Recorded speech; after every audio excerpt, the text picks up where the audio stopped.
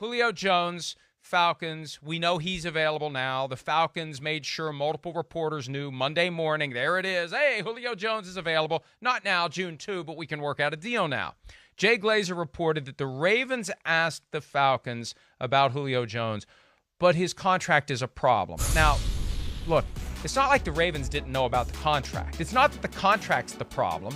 The problem is the Falcons don't want to pay X million of 15.3 that's fully guaranteed, or Julio doesn't want to restructure in a way that is not advantageous to him, or maybe he just doesn't want to play for the Ravens and he's not willing to restructure. He has no reason to take a penny less than $15.3 million because it's fully guaranteed. Just like Teddy Bridgewater wasn't going to take a penny less than $10 million as part of this deal that sent him to Denver because he's got $10 million fully guaranteed. So it's 15.3. Julio's making it.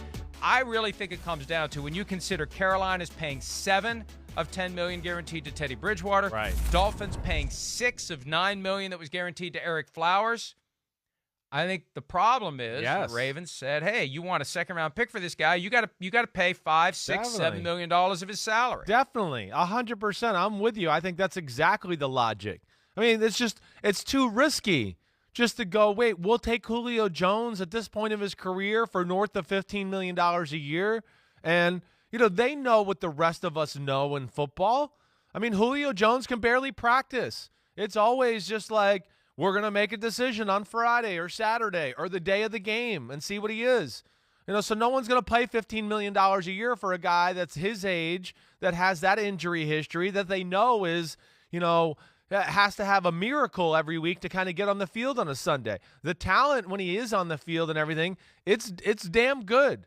There's no doubt about it. But I don't think teams are going to be able to swallow the pill of that money unless it gets to around the 10 million, 8, 9 million, something like that mark to make them feel comfortable because of that little injury history he's got.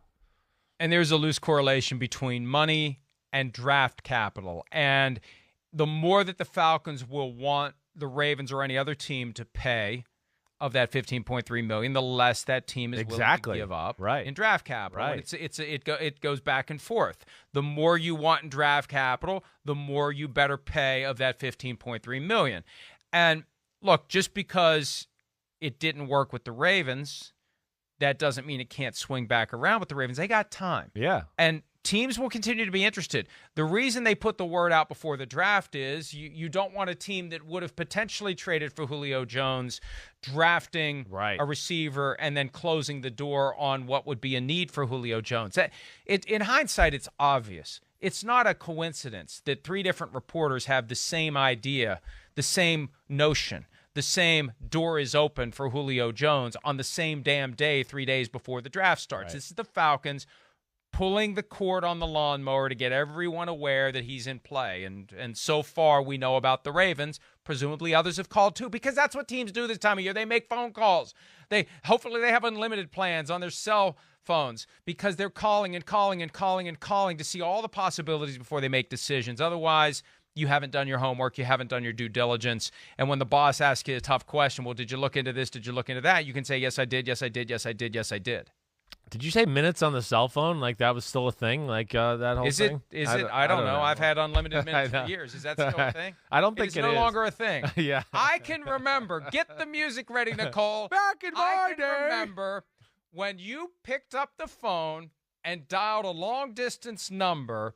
It was like you had rented premium space on a rocket to Mars. That's the price of that call. And you better finish your business and get the hell off the phone. Seriously. Otherwise, that phone bill is going to be more than the mortgage payment. Yeah. That's what it used to be. Now you can pick up the phone and call China, and it doesn't cost you any more than what you pay per month. It's amazing. It is how amazing. That has changed. It is. Hi, I'm Mike Tirico, and thanks for watching. Make sure to hit subscribe for the latest news and highlights from NBC Sports.